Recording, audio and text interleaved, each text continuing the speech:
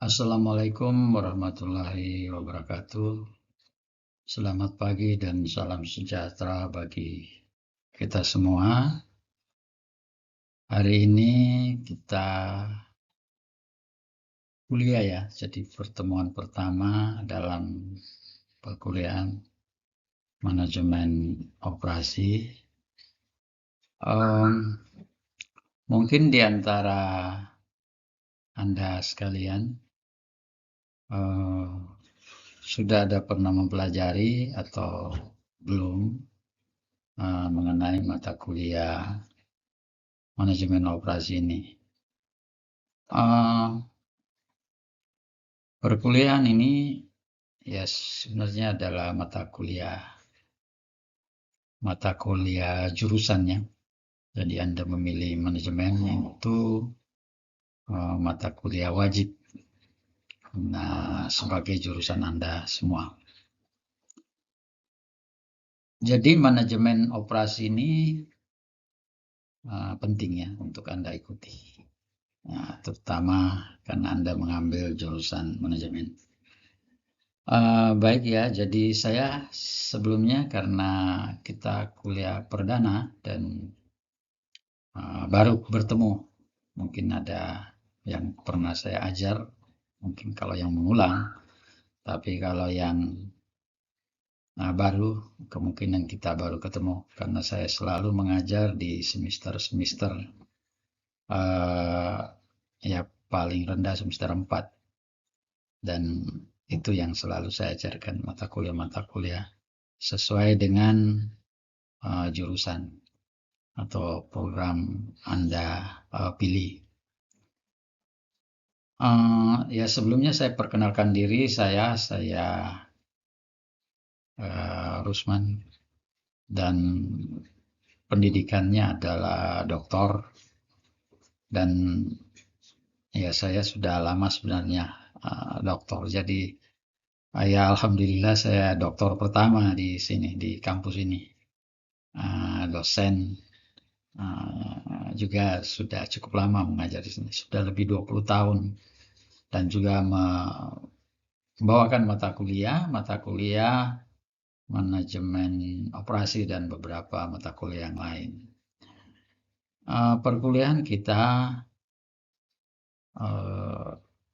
ya itu biasanya semua ya. Jadi untuk bagaimana kita berkuliah tentu ada tata tertib ya yang perlu kita ketahui bersama, bahwa ya nantinya kalau dalam berkuliah itu supaya nanti kelihatan bahwa ini yang perlu dipenuhi. Jadi tapi semuanya itu tidak ada yang semuanya sifatnya umum ya.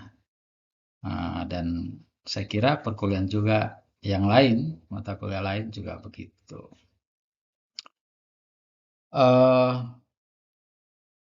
Jadi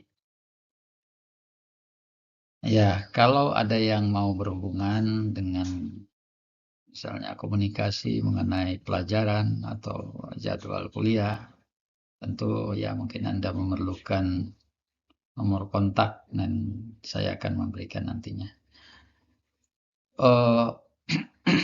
Kemudian ini ada beberapa tata tertib atau kontrak kuliah ya, biasanya di situ kita bisa lihat di sini ada bahwa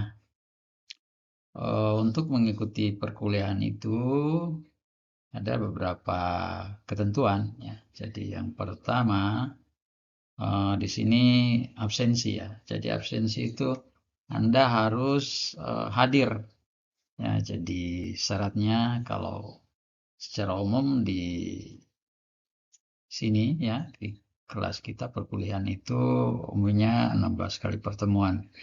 Jadi syaratnya Anda harus hadir semuanya. Jadi kalian harus hadir sebanyak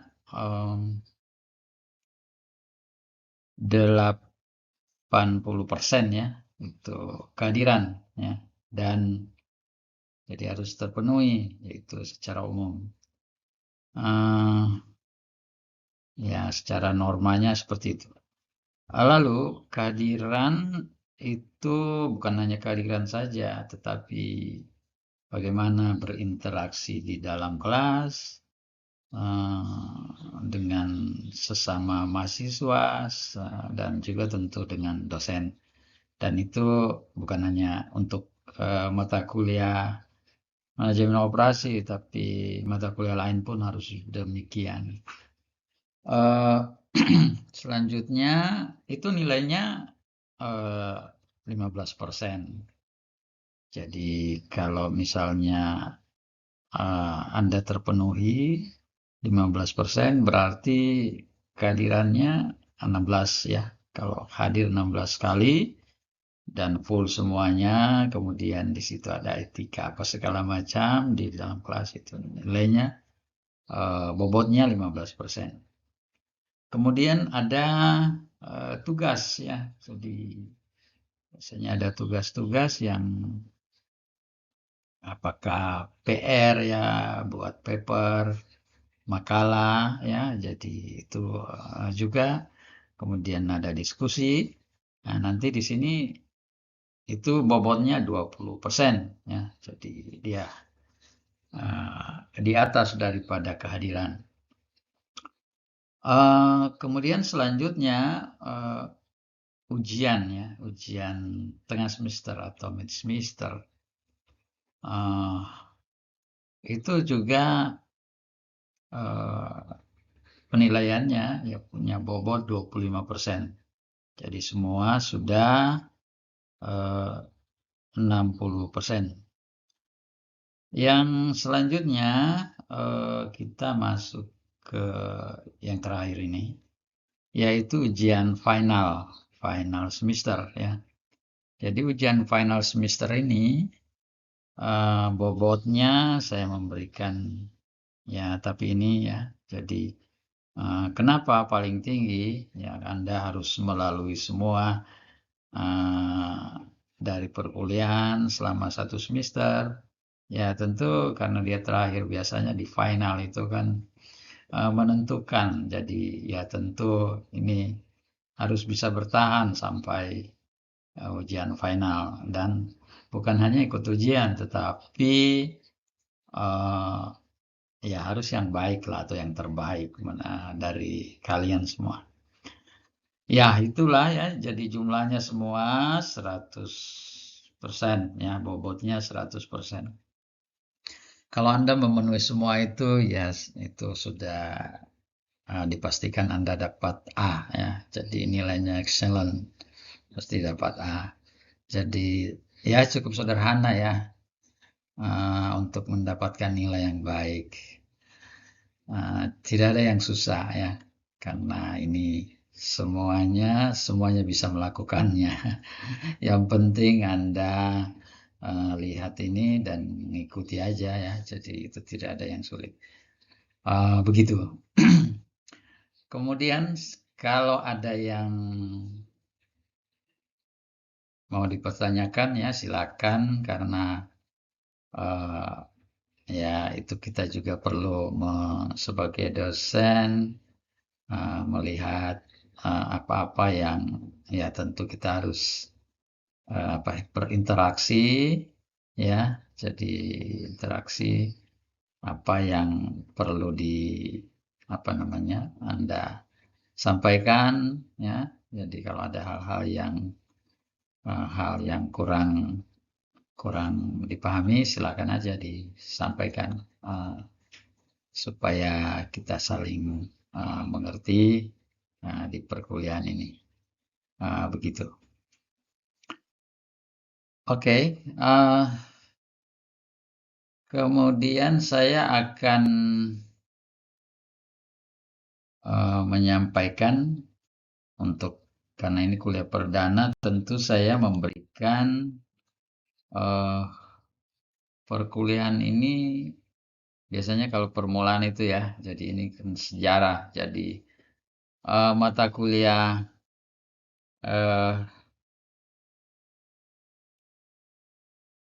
manajemen operasi ini tidak begitu saja ada ya, tetapi ya punya juga sejarah ya, sejarah panjang Jadi sejak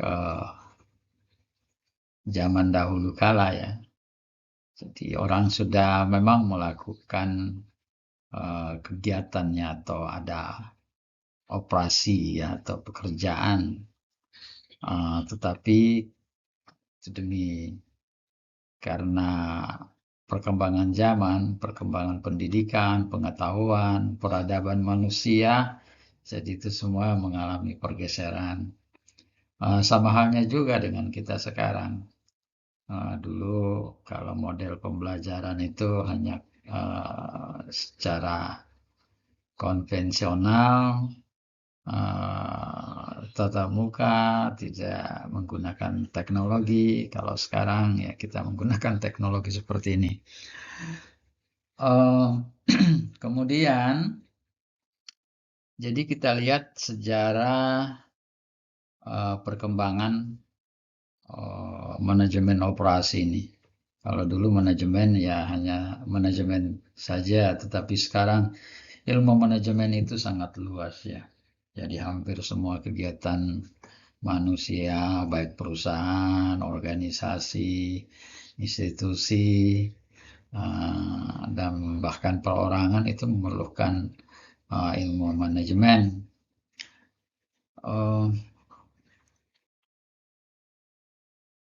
Jadi tadi kita mau lihat bahwa sejarah, kalau berbicara sejarah tentu ada timbul pertanyaan, sebenarnya mengapa sih ini ilmu manajemen operasi ini ya ada apa sehingga kita memerlukan atau menjadi harus kita ketahui atau biasa secara umum ini sangat penting dan wajib bagi seorang ahli ekonomi atau sarjana ekonomi ya khususnya manajemen, lebih khusus pada ilmu manajemen. Ya, jadi kalau kita lihat bahwa manajemen operasi ini faktor penunjang perkembangannya adalah ya adanya pembagian kerja dan spesialisasi. Jadi sebenarnya ini yang mendorong bahwa untuk bekerja secara spesialisasi, jadi bukan manajemen. Biasa dalam masyarakat ada istilah manajemen sate. Artinya semua dia kerjakan tanpa punya keahliannya. Jadi harus ada ahlinya apa ya. Jadi kalau dalam perusahaan itu semua ada semuanya punya tugas ya. Jadi ada keuangan, ada bagian operasi ya. Jadi di pabrik itu ada bagian operasi, yang menjalankan kegiatan-kegiatan yang memproduksi ya. Tadinya memang di manajemen operasi atau operasional itu disebut manajemen produksi ya. Tapi karena kalau hanya produksi saja itu kan terbatas, tapi kalau operasi jadi semua kegiatan yang ada dalam perusahaan. Itu ya jadi perbedaannya. Lalu kemudian munculnya atau timbulnya manajemen operasi ini karena adanya revolusi industri. Jadi industri sudah maju, jadi tentu memerlukan keahlian-keahlian tertentu. Karena industri itu makin lama berkembang dan memerlukan pengetahuan, memerlukan teknologi, sehingga ya tentu diperlukan ya keahlian, spesifikasi keilmuan. Di situ kita perlukan keterampilan dan skill ya. Jadi ini semua yang mendorong sehingga adanya atau pentingnya manajemen operasi. Lalu perkembangan alat ya, jadi teknologi sekarang menggunakan alat. Jadi tanpa manajemen semuanya nanti itu nanti akan menimbulkan kekacauan. Jadi kalau dikelola dengan baik, apakah itu peralatan atau teknologi tentu memerlukan manajemen yang baik ya, yang uh, mumpuni. Jadi harus dilengkapi dengan pengetahuan dan para manusia-manusianya itu memerlukan pengetahuan ya dalam dirinya atau pendidikan untuk mengembangkannya. Jadi demikian. Kemudian perkembangan ilmu. Ya, ini ilmu itu kita ketahui bahwa setiap saat ya. Jadi begitu cepatnya ilmu pengetahuan berkembang ya, dari waktu ke waktu, dan juga metode kerja ya dari waktu ke waktu itu akan mengalami perubahan. Kita lihat kalau dulu orang bekerja lebih banyak secara manual, kalau sekarang ya dengan era industri sudah banyak ya tenaga-tenaga yang bukan lagi manusia yang kerjakan ya. Dan juga metode kerjanya sudah bercampur ya. Jadi ada tenaga manusia, kemudian ada tenaga mesin ya. Kita lihat lebih-lebih sekarang di era informasi, teknologi informasi yang sudah maju dan berkembang seperti saat ini, dunia itu tanpa batas lagi, orang bisa saja melakukan kegiatan-kegiatan yang tidak terbatas ya. Jadi baik waktu kita lihat itu demikian. Orang bisa ke bulan apa semua ya, itu karena kalau tanpa ilmu pengetahuan, tanpa metode kerja itu kan tidak mungkin itu bisa dilakukan semua. Selanjutnya pembagian kerja ya atau division of labor. Ini berkaitan dengan spesialisasi ya. Tokoh ekonomi modern Adam Smith dalam bukunya Wealth of Nation itu ini kita lihat sudah cukup lama ini 1776 ya, pembagian kerja, spesialisasi akan meningkatkan hasil produksi ya. Jadi itu menurut Adam Smith. Jadi Adam Smith melihat mungkin banyak yang berpikir ya, terutama yang punya pemikiran yang secara umum, kalau orang awam memikirkan mungkin bahwa bekerja sendiri itu lebih banyak hasilnya ya, tentu tidak demikian. Ya, karena kalau kita yang mau kerja semua itu kan memerlukan waktu. Kemudian kita tidak menguasai, agak sulit itu kalau menguasai semuanya ya. Tapi biasanya kalau ahli, biasanya hanya satu macam saja, tapi harus dikuasai betul. Dan nantinya setelah itu dipadukan semuanya. Jadi seperti membuat mobil, itu masing-masing punya keahliannya. Ada ahli membuat ban misalnya, ada ahli membuat mesinnya itu sendiri, dan bahkan ada yang membuat saja hanya membuat mor, ada yang hanya membuat mold dan bornya, bautnya itu ya. Jadi tidak mungkin mau dibuat satu orang. Jadi tentu harus ada pembagian kerja. Saya kira ini sangat logis ya, dan saya juga demikian memang harus adanya.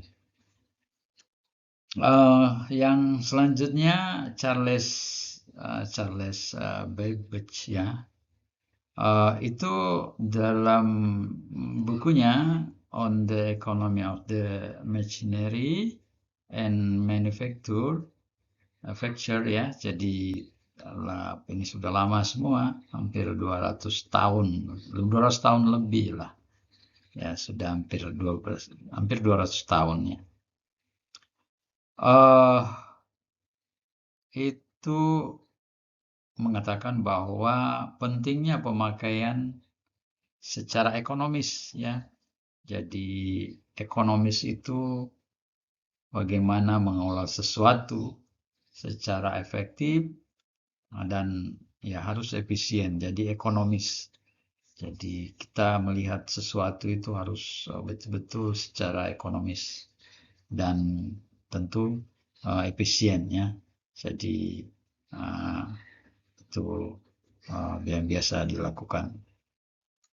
Dan mengorganisir karyawan ya. Jadi karyawan bagaimana memproduksi barang secara efektif ya. Jadi karyawan itu harus efektif ya, berdaya guna. Jadi apa yang dihasilkan betul-betul berdaya guna, mempunyai kegunaan atau manfaat.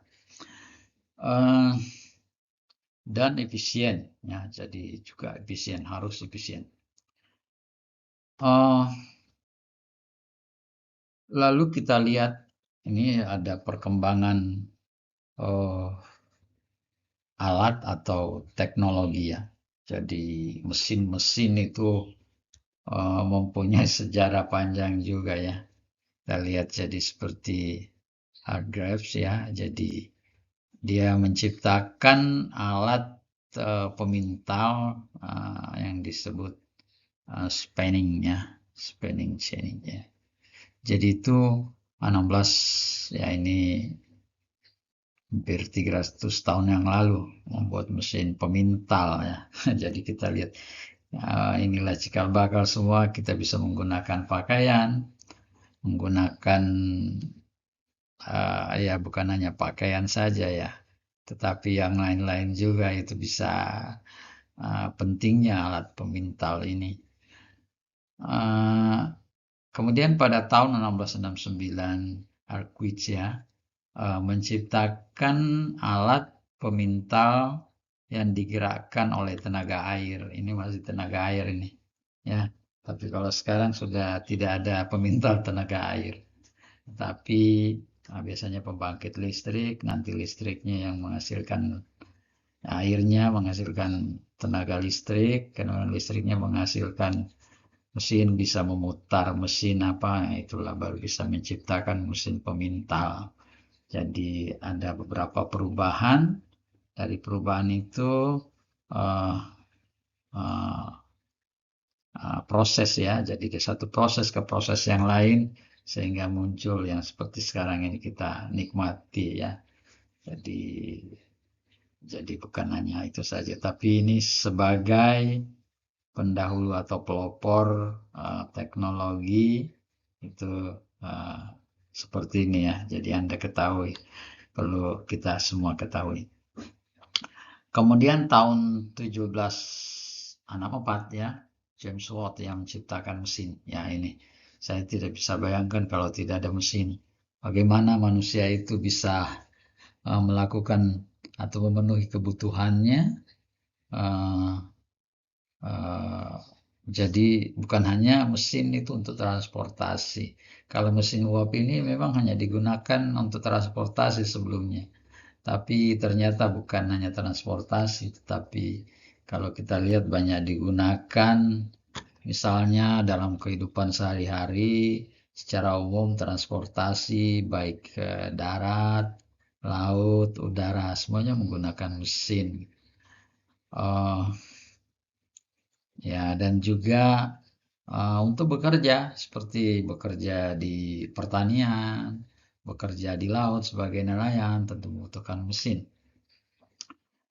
Kemudian alat tenun yang disebut mul ya, jadi ini juga ada. Jadi selalu, karena manusia ya mungkin pada umumnya ini pakaian sangat diperlukan, jadi itu berkembang terus.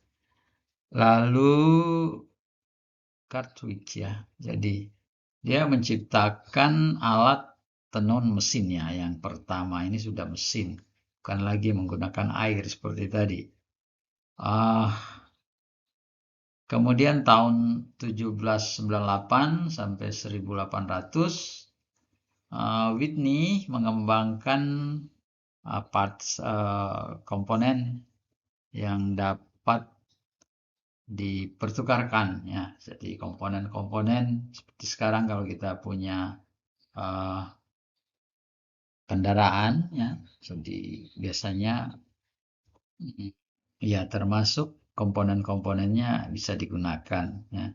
Jadi seperti ban, kita lihat ban mobil ya satu merek dengan merek yang lain itu bisa aja biasa bertukar karena biasa ukurannya sama. Jadi motor-motor juga biasa ya, jadi mesin ada yang disamakan itu ya. Jadi sehingga bisa menggunakan itu spare partnya atau komponen-komponennya. Lalu tahun 1913 Henry Ford ya ini sudah menggunakan membuat mobil assembling yang pertama. Jadi sudah ada perakitan mobil yang uh, mobil itu sudah dirakit. Nah kita lihat sekarang ya ini mobil ya penemunya yang assembling itu pertama Ford ya. Jadi 1913, jadi sudah 100 tahun lebih. Saya ingat saya punya mobil Ford dulu. Lalu sekitar 1950 komputer ya ini baru ada komputer. Nah inilah yang teknologi setelah mesin yang kita adanya munculnya komputer ya. Jadi kalau komputer dulu, kalau zaman dulu itu kan besar-besar komputer itu ya. Secara fisik dia besar fisiknya dan setelah itu diperkecil ya makin lama makin kecil dan bisa melakukan proses pengolahan data yang banyak ya. Jadi seperti kita lihat sekarang ya menggunakan proses data yang sangat besar.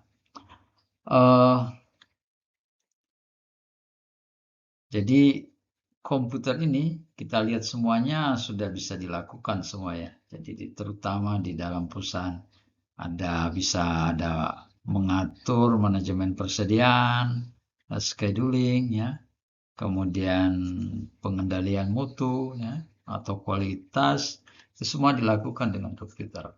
Karena komputer itu lebih presisi untuk pekerjaan-pekerjaan ya. Jadi banyak pekerjaan-pekerjaan yang rumit itu memang dikerjakan dengan komputer karena kalau manusia biasanya kan sangat terbatas kalau mau menggunakan manusia atau secara manual. Ya. Selanjutnya perkembangan ilmu dan metode kerja. Ya, Taylor itu yang pertama-tama secara umum ya, bahwa pemakaian orang-orang ilmiah ya, yang punya pendidikan, punya pengetahuan, itu bagaimana memanajemeni ya. Jadi permasalahan-permasalahan itu bagaimana bisa dimanajemeni. Itu yang dilakukan. Jadi ya inilah yang sebagai perintis manajemen operasi. Kemudian penyelidikan atau penelitian ilmiah, metode kerja dikenal dengan time and motion ya, motion. Jadi perubahan-perubahan itu bagaimana waktu itu berubah dengan ya tentu dengan peralatan-peralatan yang mendukungnya. Lalu siapa Henry ya 1915 dan ya mengembangkan economic order quantity ya. Jadi ini sudah masuk ke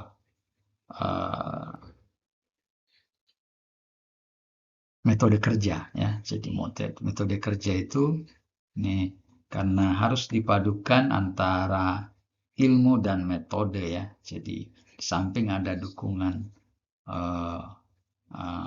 teknologi.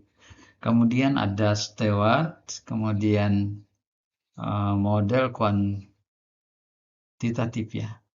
Jadi kita kenal sekarang alat-alat untuk di komputer itu sistem kerjanya dengan menggunakan Komputer ini bisa mengendalikan ya kualitas ya, statistik juga. Jadi ini kalau Anda nanti membuat penelitian, biasanya ada menggunakan yang sudah umum regresi. Kalau biasa hitungan regresi itu hanya dihitung secara manual, tapi kalau menggunakan ini lebih cepat. Nah, ada SPSS-nya dengan metode SPSS. Lalu Go JOS ya, dan SIG itu mengembangkan metode simplex ya, linear program. Ini kita pelajari juga. Saya biasa mengajar ini di manajemen operasi, operasi riset ya, maksud saya operasi riset.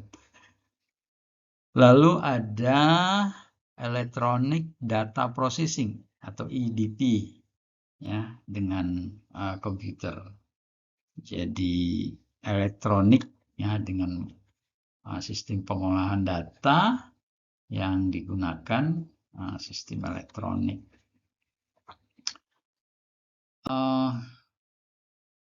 Ya, saya kira itu sebagai pengantar perkuliahan kita untuk pertemuan pertama hari ini, dan saya mengharapkan ketika setelah mempelajari itu Anda harus mempelajari ulang kalau sampai di rumah. Karena kenapa? Ini hanya sebagai pengantar. Kalau pengantar itu kan tidak mungkin bisa dalam waktu singkat itu bisa kita pahami, tapi memang memerlukan waktu. Jadi ini saya memberikan ada kuisnya, silakan Anda jawab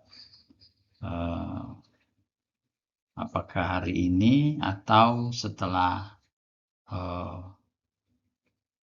pertemuan berikutnya. Saya kira itu. Namun kalau ada yang dalam penyampaian materi tadi ada yang kurang dipahami, atau ada yang punya pengalaman-pengalaman secara langsung, Anda sebagai misalnya ada yang kadang ada yang bekerja, kemudian ya tentu bisa juga menyampaikan. Jadi kami sifatnya hanya sebagai memfasilitasi ya. Jadi mungkin Anda punya banyak waktu juga ya untuk bisa belajar. Barangkali itu saja dari saya, dan saya sampaikan pada pertemuan kali ini. Demikian, terima kasih. Lebih dan kurangnya mohon maaf. Assalamualaikum warahmatullahi wabarakatuh. Terima kasih. Assalamualaikum. Kali ini kita akan kuliah yaitu manajemen operasi. Untuk saat ini judul daripada perkuliahan kita yaitu perencanaan dan pembuatan keputusan.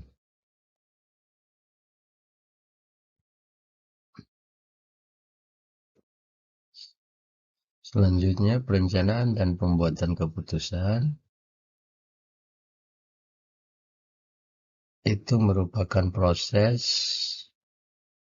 perencanaan penetapan tujuan organisasi dalam membuat keputusan.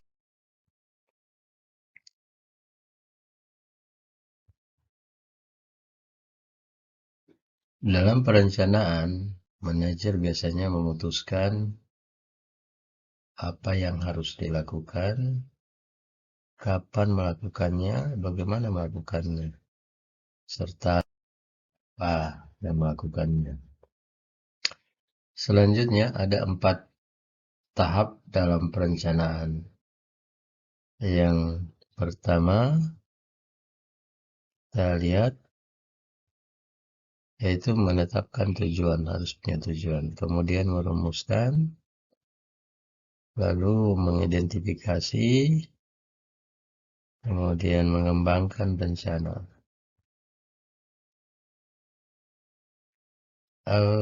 Selanjutnya, mengapa kita perlu membuat perencanaan? Tentu ada alasannya. Alasannya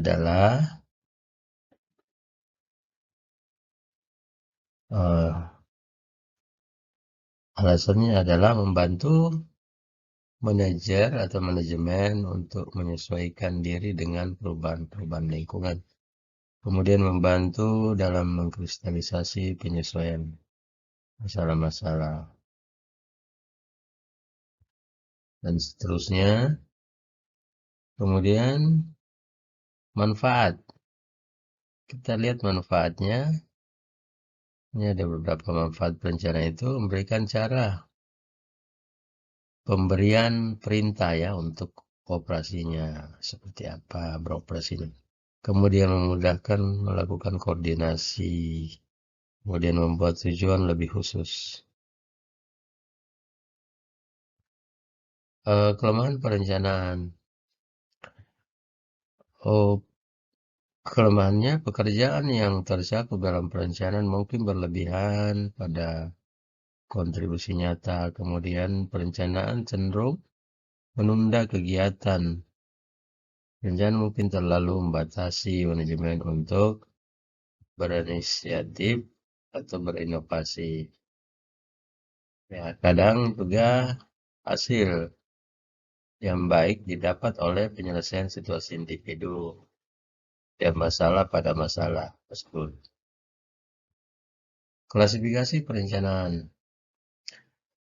Dalam klasifikasinya ada bidang fungsional yang tugasnya mencakup rencana, pemasaran, produksi, personal, dan keuangan. Kemudian ada tingkat organisasional, satuan-satuan kerja organisasi atau satuan-satuan kerja organisasi. Lalu ada karakteristik atau sifat rencana. Dan ada waktu, kemudian unsur dan selanjutnya tipe utama rencana. Kita lihat ada rencana strategis, rencana operasional, kemudian rencana-rencana sekali pakai ya. Kemudian perencanaan strategi biasanya ini jangka panjang ya, karena strategis ya tentu jangka panjang. Kemudian perbedaan perencanaan strategi dan perencanaan operasional. Ini jelas ada perbedaan masing-masing. Kalau perencanaan operasional masalah operasi, sedangkan perencanaan strategi kelangsungan pengembangan untuk jangka panjang.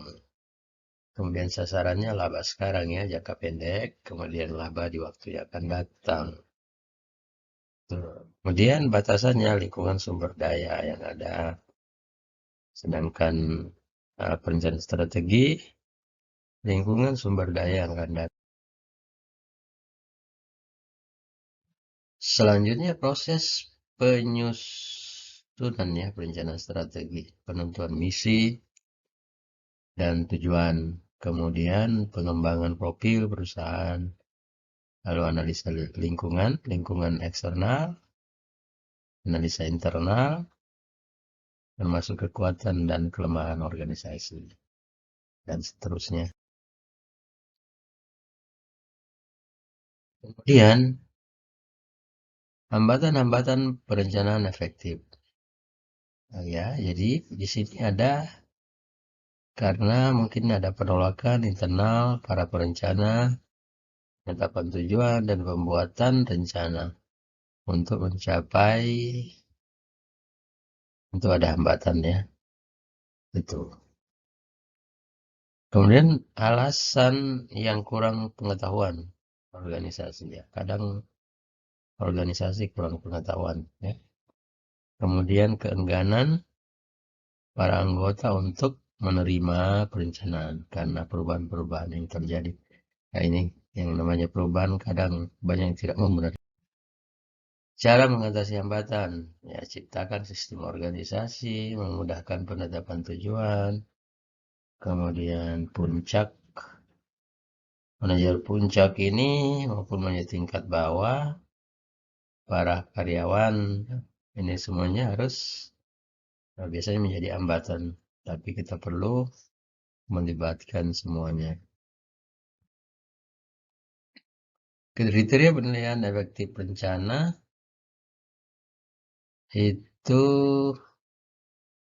kegunaannya berguna bagi manajemen. Kemudian ketepatan, objektivitas, ruang lingkup, efektivitas biaya. Ya, jadi kriteria itu yang perlu kita perhatikan. Lalu penetapan tujuan organisasi. Organisasi semua punya tujuan. Kalau perusahaan tentu ada bukan cuma hanya profit, tapi tentu ada yang lain. Pedoman kegiatan, pedoman bagi kegiatannya. Jadi sumber legitimasi ini perlu pengakuan. Jadi dalam membuat tujuan itu harus ada legitimasi ya. Kemudian standar pelaksanaan, tipe-tipe tujuan organisasi. Ya ini kita lihat ada tujuannya ke society ya. Jadi masyarakat, kemudian output ya. Jadi outputnya yang mungkin punya tujuan. Selain dari itu tadi untuk masyarakat tujuan sistem ya, sistem juga kemudian produksi, kemudian ada beberapa turunan-turunan yang bisa dihasilkan.